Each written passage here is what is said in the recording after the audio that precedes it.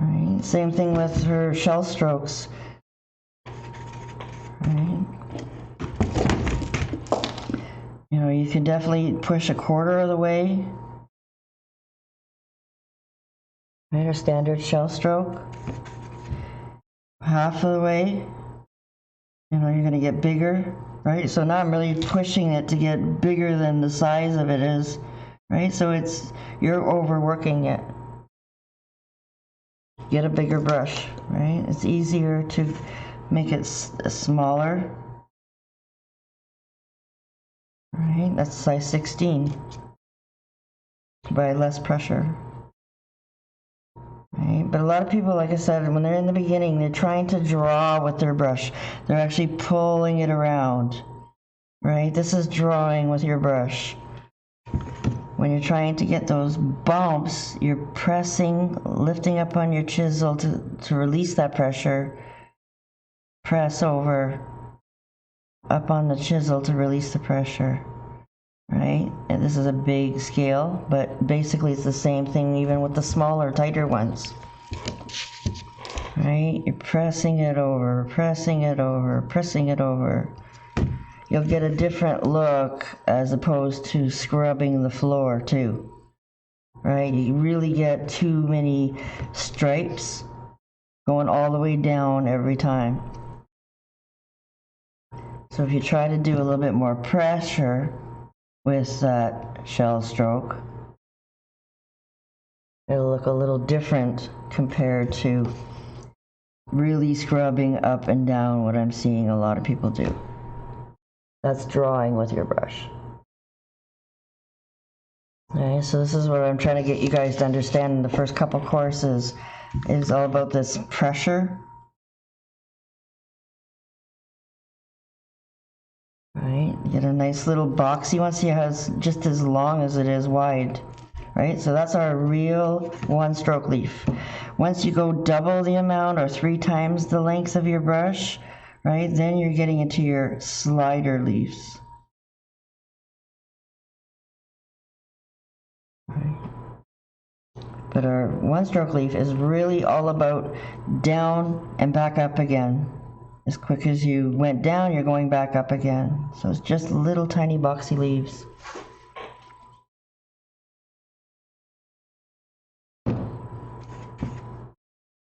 Right, so you see how my mind goes a little bit from different strokes and different problems. Another thing, you have to back up and try to practice this before you move on and really master anything else, right? Because if you see in my other video that I have 12 different shell strokes, right?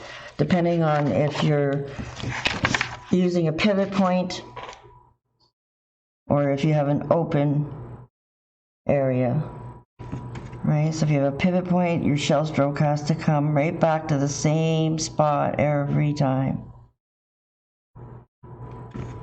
If it's open, then you're doing it like a U stroke, right? So this is your teardrop, and this is your U stroke.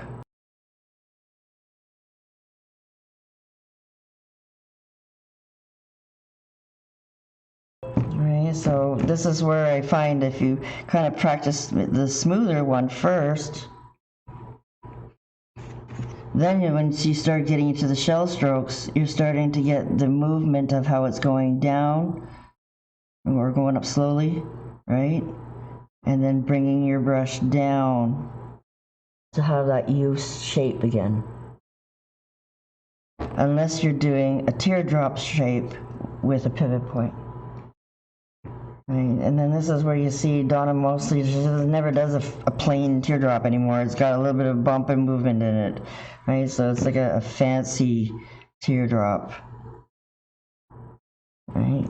Because when you really go over far and wider, then that's more your shell stroke. Right, so we can definitely play with more bumpier styles. Right, so that's why in the first course I get you guys playing with gradient. Right. So you have your really fast wiggles. Your really slow, bumpy wiggles. You know, standard washing the floor wiggles. Right, just even all the way across. See, I'm starting to lose paint. That's okay, I stop when it starts to get draggy. Right, I haven't really put a lot of floating medium and stuff. Then I get you guys to play it with down, down, up, down, down, up. Just really trying to get yourself random. And at the same time, this dark yellow part is going straight, and the top part is doing all the work. Right, so you're pushing it over, you know, trying to get some nice randomness. Right, then you'll be ready to start doing backflips. Right, you gotta start and understand all these wiggles first before you can start really starting to rock and roll with it.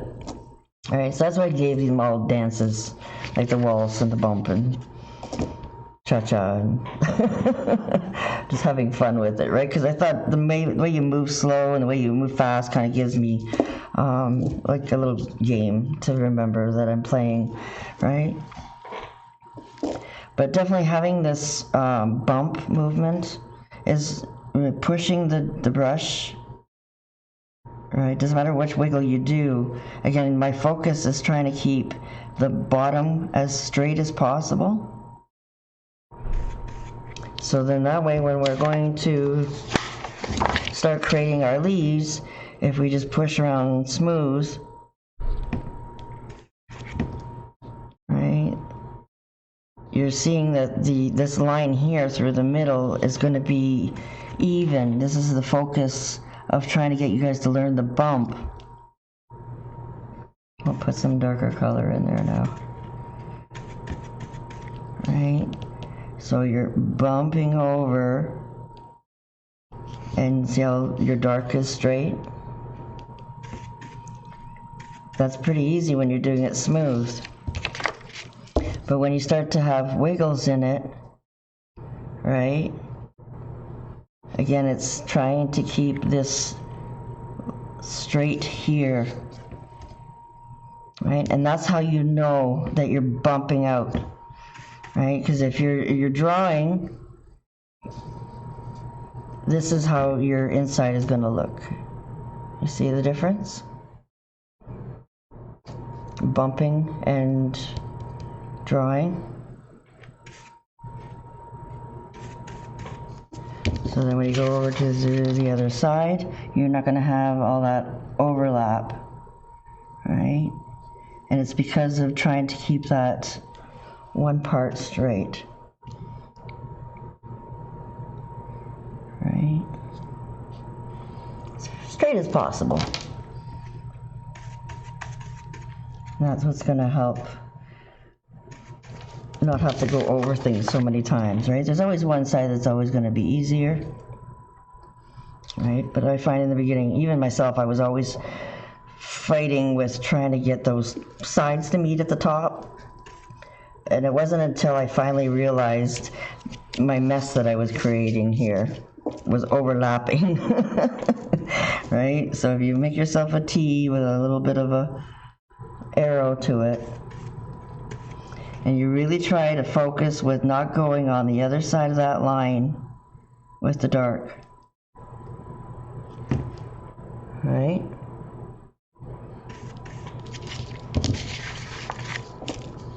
I always, in the beginning, turn your paper to make it easier for you, right?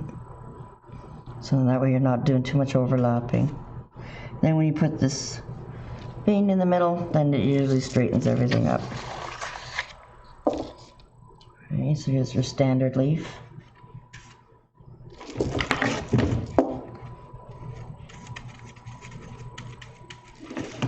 Right, and then we have the other way is where we're doing a line, but we have to over direct that leaf, right? Because the other one was like this.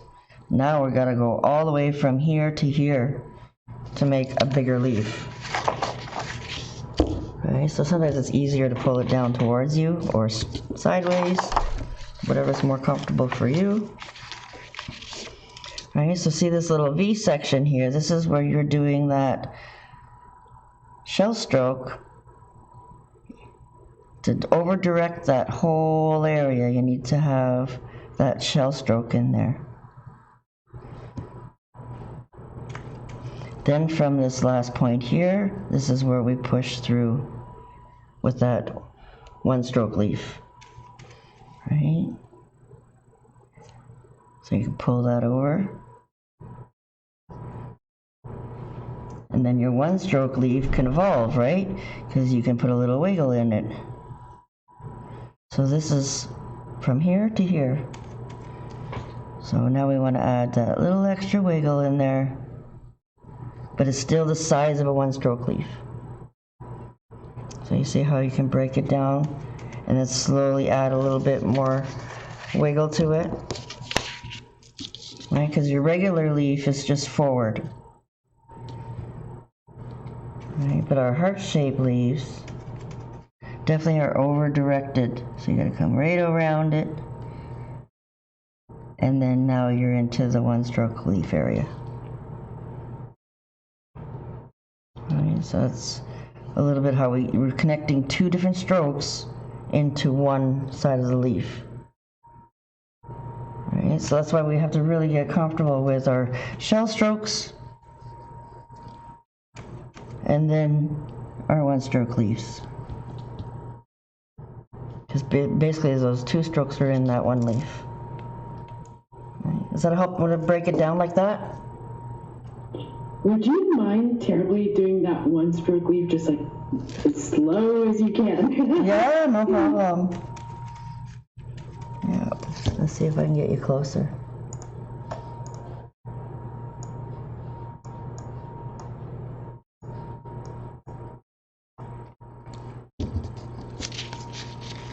Okay, so have a start in mind and always have a finish in mind. And really these one-stroke leaves shouldn't be too much longer than the length of your brush. If you're going longer than that, then you're starting to create slider leaves, right? So you have your start point and your finish point.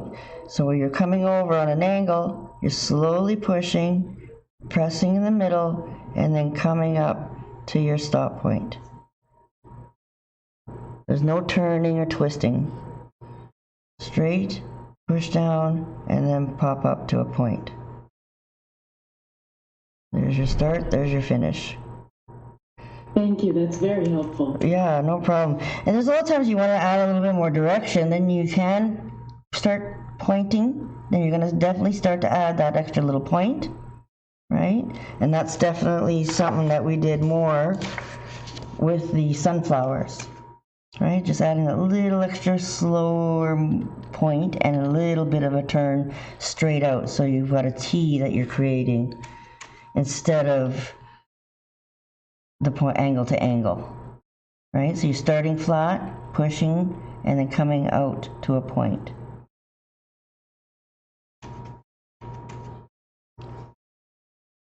Right, slowly push. You see the bump on both sides, right? Yeah, that's impressive. I can't do that yet.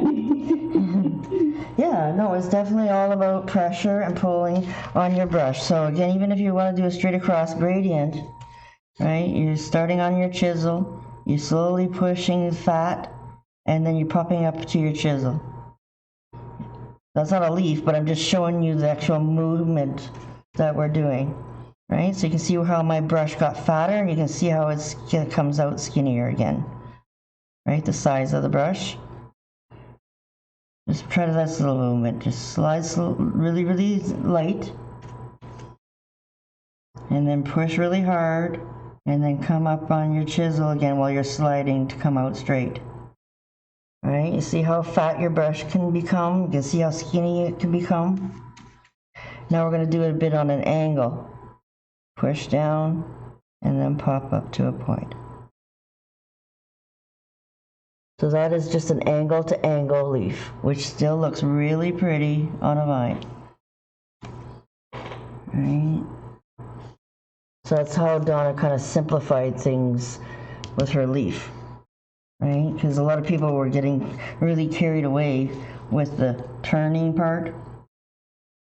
right, to out straight, but then you end up starting flat. And then, like I said, that doesn't always look nice on a vine. So now the only time we do the flat back start like that is when we're doing sunflowers. That's it. It's the only time we do that kind of leaf now. But that was Donna's original one. Right, so we start doing some vine work.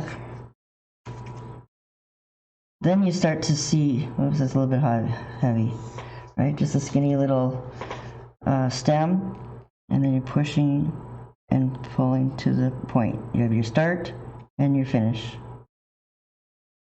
Right, so your little angled angle is going right off the side, right off this edge of, I'm trying to show you guys. Right, you see how the stem looks more natural now? Because it's coming in right on that angle start. And I always like to put a little bit of a stem and then the leaf, right? Because if you make your stems right on the vine, then, you know, it doesn't look as natural.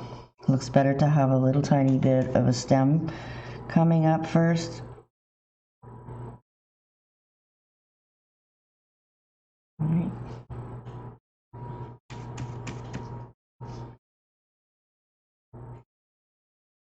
You see where that angle is really important to make it look nice on a stem? Angle to angle.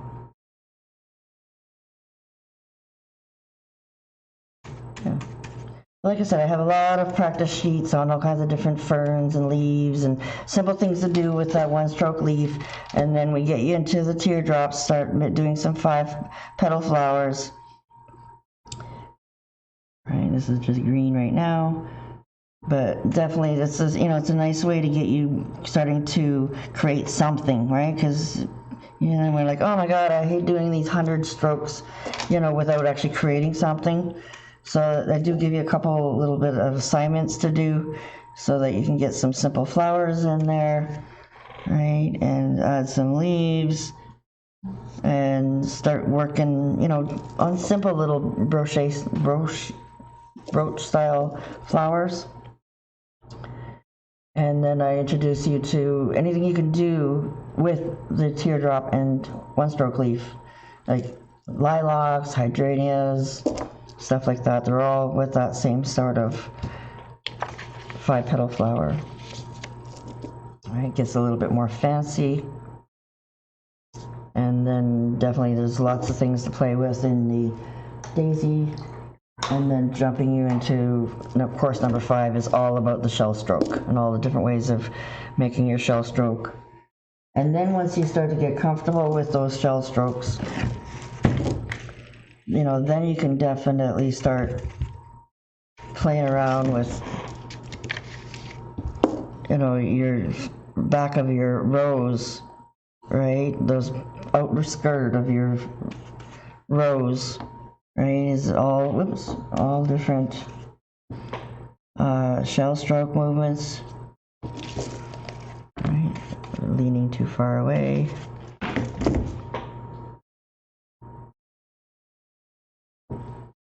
Right, you see how the wiggles are a little bit different, right? So it all depends on your wiggles, right? A lot of times the roses look a little nicer, smoother. Practicing all those strokes, all different directions, upside down, sideways.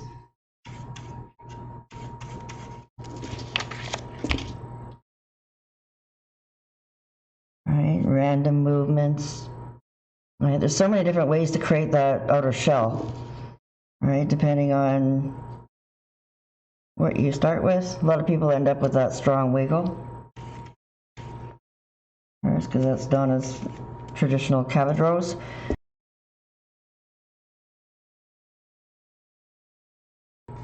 It's all a little bit more looser, random, right? Then learning how to layer.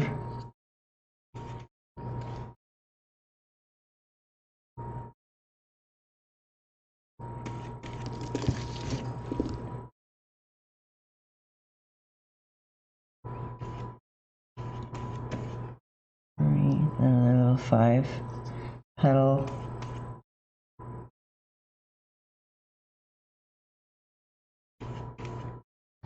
And you can start putting, you know, your small little bud that I showed you. Right, so once you get comfortable with doing all of those strokes, then we can start putting things together. Right, got your side strokes.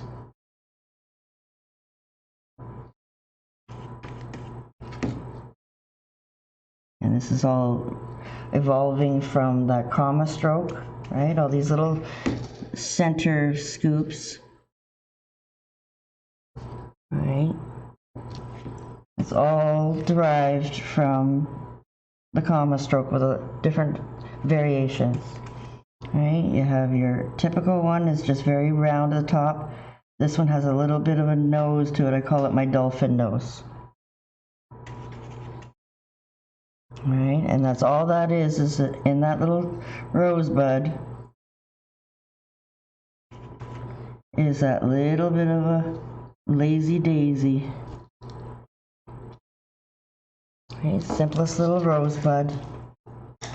And then what's really nice is we drive ourselves crazy about getting these rosebuds perfect, but then you know that in the beginning stages, right, it's so easy to add a couple one-stroke leaves,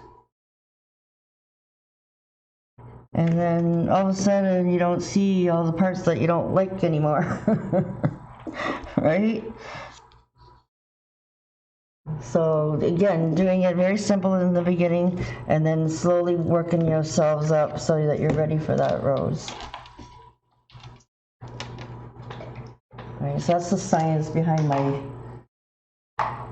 full program, is getting you ready to do that rose. Right, all the different strokes that you have.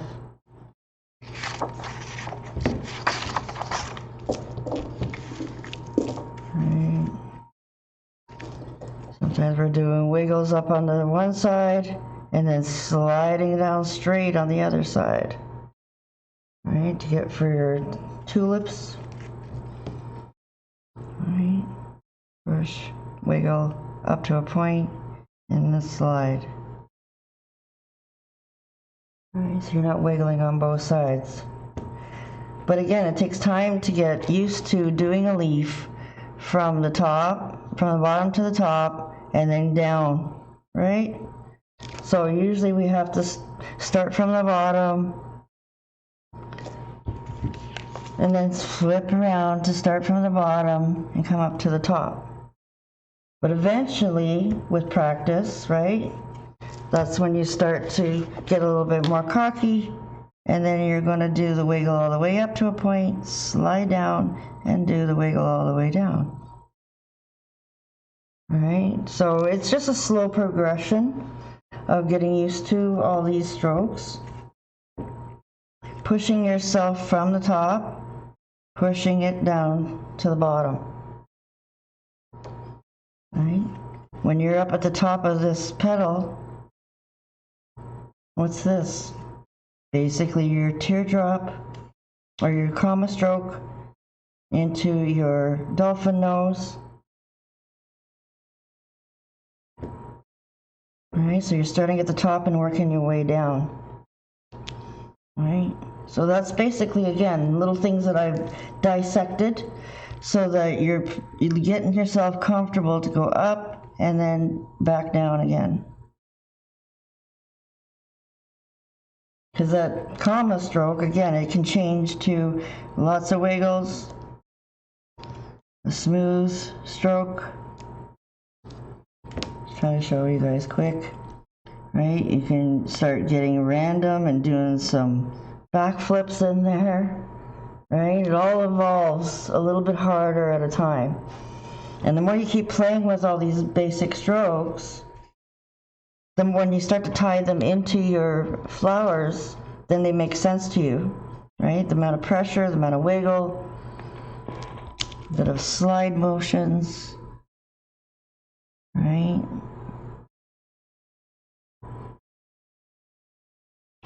This is our typical open kind of tulip. Right.